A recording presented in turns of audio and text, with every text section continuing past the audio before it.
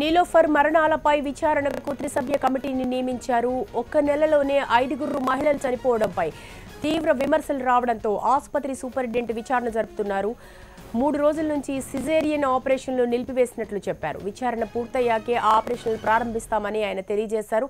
నాణ్యమైన మందులనే వాడుతున్నామని, నిపుణులైన వైద్యులే ఆపరేషన్లు చేస్తున్నారని సూపరింటెండెంట్ స్పష్టం చేశారు. అయితే ఆపరేషన్లు ఆపివేయడంతో పేషెంట్లు ఇబ్బందులు పడుతున్నారు.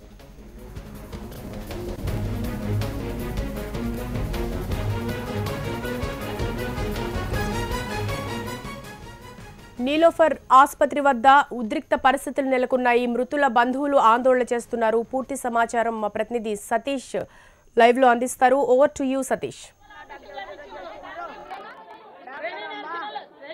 నీలోఫర్ ఆసుపత్రి దగ్గర వరుస మరణాల తర్వాత మరణం సంభవించినటువంటి వాళ్ళ బంధువులు ఇక్కడికి వచ్చి ఆందోళన చేస్తున్నారు. అమ్మ, అసలు మీకు సంబంధించినటువంటి వాళ్ళు ఎవరు ఇక్కడికి రావడం జరిగింది? ఆసుపత్రిలో జాయిన్ చేసే టైంలో ఎలా జాయిన్ చేశారు? అసలు ఏం జరిగింది?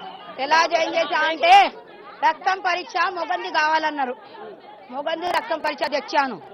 రక్తం పరీక్ష చూడండి అంటే అమ్మా మీరు ఇవాళనే అడ్మిట్ కావాలి అన్నారు. చూడమ్మా ఇంకా డేట్ రాలేదు, డేట్ రాలేంది, నేను ఎట్లా అడ్మిట్ చేయాలి అన్న. లేదమ్మా ఇప్పుడే 5 రోజులు ఉంది కదా డేటు, ఇప్పుడే ఆపరేషన్ చేస్తానంటే లేదమ్మా డేట్ రాని నేను వస్తా అన్న.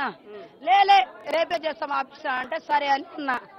ఆపరేషన్ చేసేటప్పుడు ఒకసారి రావాలి కదా థియేటర్లో చూపించాలి కదా, ఒక్కరికి లోపల బోధిస్తలేడు. అసలు లోపల ఆపరేషన్ చేసే సమయంలో ఏం జరిగింది? అసలు పాప ఎవరు, అసలు ఎట్లా జరిగింది? లోపల పుట్టినాక మంచిగా బెడ్ ఎక్కువ పోతుంది, రక్తం తెప్పిమన్నారు. 20,000 పెట్టి 20 ప్యాకెట్లు తెచ్చిన రక్తం తెచ్చినాక బెడ్ ఎక్కిస్తున్నట్టు అది బాగా పోతుంది, పిల్ల సీరియస్ ఉందని పానం పోయినాక ఉస్మానియా తోలిచ్చిరు. ఉస్మానియా పోయినాక ఇంటికి పోయినామా.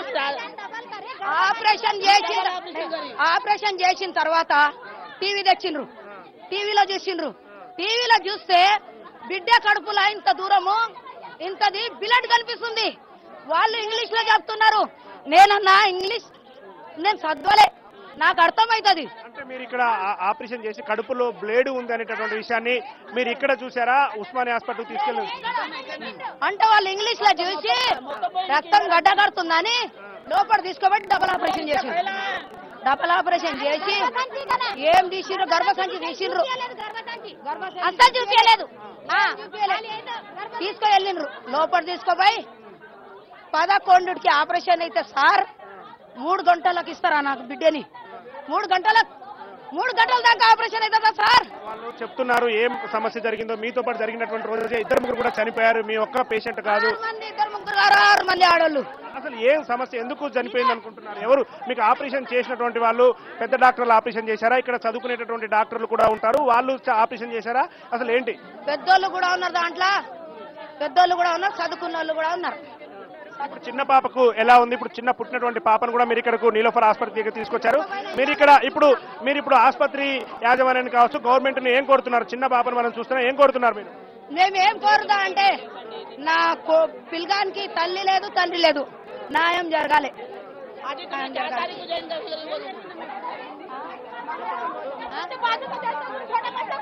ఇక్కడ చూస్తున్నా మనం ఆందోళన జరుగుతున్నటువంటి పరిస్థితి కనిపిస్తుంది. ఆందోళనకు వచ్చినటువంటి వాళ్ళని అడ్డుకునేందుకు వచ్చినటువంటి పోలీసుల్ని కూడా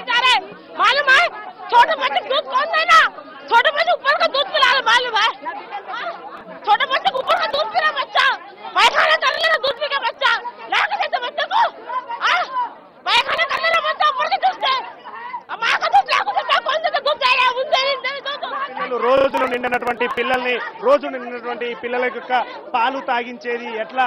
ఆ తండ్రి లేనటువంటి బాబు, అదేవిధంగా తల్లి కూడా చనిపోయింది. ఇక్కడ అదే రోజు 6 చనిపోయినారని చెప్తున్నారు. మనం విజువల్స్ లో చూస్తున్నాం. ఇక్కడ లోపల త్రిసభ్య కమిటీ యొక్క సమావేశం జరుగుతుంది. త్రిసభ్య కమిటీ సమావేశం జరుగుతుంది. లోపల డోర్లు క్లోజ్ చేసి లోపల జరిగేటటువంటి ఆ చర్చ అసలు ఏ విధంగా ఎందుకు ఈ మరణాలు సంభవించాయి అన్న దానిపై కూడా చర్చిస్తున్నారు. మరోవైపేమో పెద్ద ఎత్తున ఇక్కడికి చేరుకొని ఆందోళన చేస్తున్నటువంటి పరిస్థితి కనిపిస్తుంది. వాళ్ళ పేషెంట్లకు చనిపోయినటువంటి వాళ్ళ బంధువులు తాము చెప్తున్నా సరే ఈ విధంగా ఇక్కడికి తీసుకురావడం జరిగిందనేటటువంటి విషయాన్ని చెప్తున్నటువంటి పరిస్థితి కనిపిస్తుంది. మనం ఈ ఫోటోలో కూడా చూస్తున్నాం. చిన్న పాప జస్ట్ 20 ఏళ్ళు ఉన్నటువంటి ఈ పాపని ఈమెని ఇక్కడ జరిగినటువంటి ఫోటో తీసుకుని రావడం జరిగింది. మనం ఈ ఫోటోలో చూస్తున్నటువంటి వ్యక్తికి ఆపరేషన్ జరుగుతున్నటువంటి సందర్భంలో ఆపరేషన్ వికటించింది, అప్పుడే చనిపోయింది అనేటటువంటి విషయాన్ని కూడా చెప్తున్నటువంటి పరిస్థితి కనిపించింది. మనం ఇక్కడ ఆసుపత్రికి సంబంధించినటువంటి వాళ్ళందరినీ కూడా చెదరగొట్టేటటువంటి ప్రయత్నం చేస్తున్నారు. 20 సంవత్సరాల పాప వాళ్ళే చంపించారు, కావాలని చంపించారు. పొట్ట డబల్ కోసిరు, కోసిన పొట్ట డబల్ కోసిరు. వీళ్ళు రక్తం ఏడంటాడ రక్తం తీసిరు పాపని.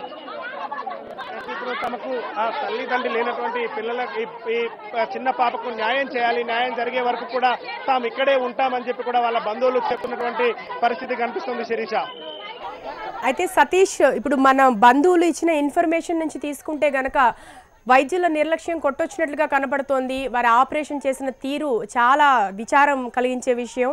అయితే డాక్టర్లు అంటే ఆ కన్సర్న్డ్ డాక్టర్స్ సూపరింటెండెంట్ ఏం చెప్తున్నారు వీరు చేస్తున్న ఆరోపణలపై? ఎటువంటి సమాధానం వస్తుంది ఆసుపత్రి నుంచి?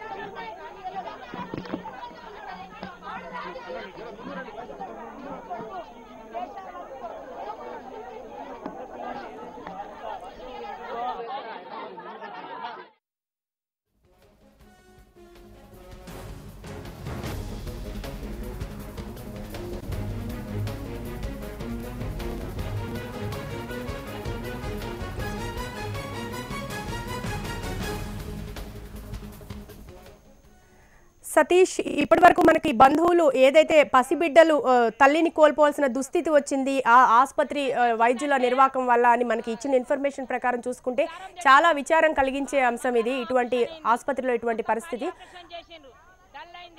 10 మంది ఆ మానంలో చెయ్యేసిండు సార్. 10 డాక్టర్ చిన్న డాక్టర్లు. పెద్ద డాక్టర్గా నేను పోతామా పెద్ద డాక్టర్ అని తేలే. నేను పెద్ద డాక్టర్ కన్నా ఆవయ్యా పిల్లలకి ఎందుకు తోలినావు, సంపనికి తోలినావు, నీ ఉండి ఎందుకు తోలినావు? పెద్ద డాక్టర్ చేస్తారా ఆపరేషన్, చిన్న డాక్టర్ చేస్తారా? పెద్ద డాక్టర్. ముందే నీలోఫర్ పెద్ద డాక్టర్ సురేష్ కుమార్ గారు మాట్లాడుతూ పెద్ద డాక్టర్లు ఎక్స్పీరియన్స్ ఉన్న డాక్టర్లే చేశారు, మేము ఇక్కడ చదువుకునే వాళ్ళతోనే ఆపరేషన్ చేయించలేదు అని చెప్తున్నారు. దానికి మీరేమంటారు? రమ్మని డాక్టర్ నేను అడుగుతా. పెద్ద డాక్టర్ చేయలే, చిన్న డాక్టర్లతో ట్రైనింగ్ చేసేటోళ్ళు ట్రైనింగ్ వాళ్ళతోటి చేసి డబల్ ఆపరేషన్ చేసి చంపినాక ఉస్మానియా తోలిరు మాకు. కాదు పెద్ద డాక్టర్ చేయలే, రమ్మని ఇక్కడ ఆ డాక్టర్లకు నేను మాట్లాడతా. ఇప్పుడు మీరు ఆసుపత్రిలో ఏం కొడుతున్నారు? నీలోఫర్ దగ్గరకు వచ్చారు, చిన్న పాపను తీసుకొని వచ్చారు. ఇక్కడ మీరు ఏమడుగుతున్నారు? ఆసుపత్రి యాజమాన్యాన్ని కావచ్చు, మీరు ఆసుపత్రి యాజమాన్యాన్ని కావచ్చు, ప్రభుత్వాన్ని ఏం కొడుతున్నారు? చిన్నపిల్లలు ఉన్నారు. ఇప్పుడు మీరు మళ్ళీ ఇంకొనికి ఇట్లా అన్యాయం జరగొద్దు. ప్రతి ఆడపిల్లకు ఇటువంటి గోస కావద్దు.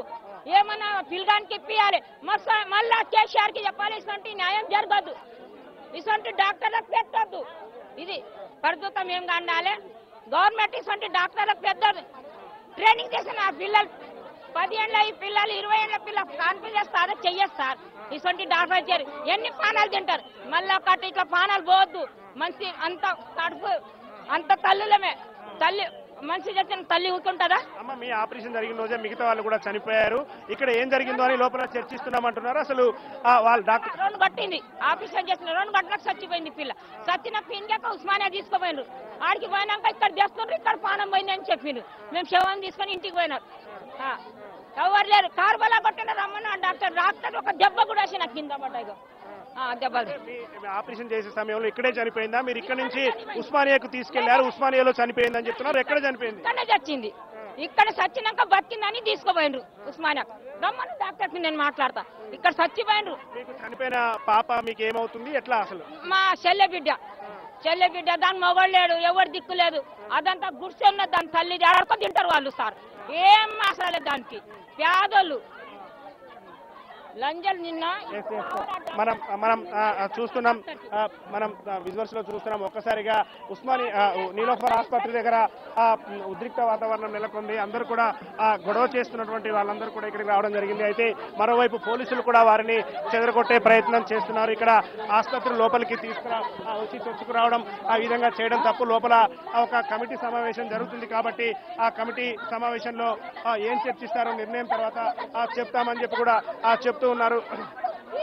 16 ప్యాకెట్లు తీసుకొచ్చిండు రక్తాన్ని. గవర్నమెంట్ హాస్పిటల్ నుంచి తీసుకురావాలంట. 16 రక్తాల ప్యాకెట్ ఎక్కించినాక కూడా బతకలేదు అని అన్నారు. లాస్ట్ కి వచ్చేసి బతకలేదని కూడా చెప్పలే, అబద్ధాలు చెప్పి తీసుకోపోయి ఉస్మానియాలో ఎందుకు తీసుకుపోతున్నారు సార్ అని అడిగితే మిషన్ లేదు, పెద్దది శ్వాస ఆడడానికి మిషన్ లేదు అని చెప్పి ఉస్మానియా హాస్పిటల్ కి తీసుకోపోయినారు. మీరు ఆపరేషన్ జరిగే సందర్భంలో అక్కడే ఉన్నారా? అసలు ఏం జరిగింది? అసలు ఆపరేషన్ జరిగింది, 4 గంటలకు ఆపరేషన్ జరిగింది.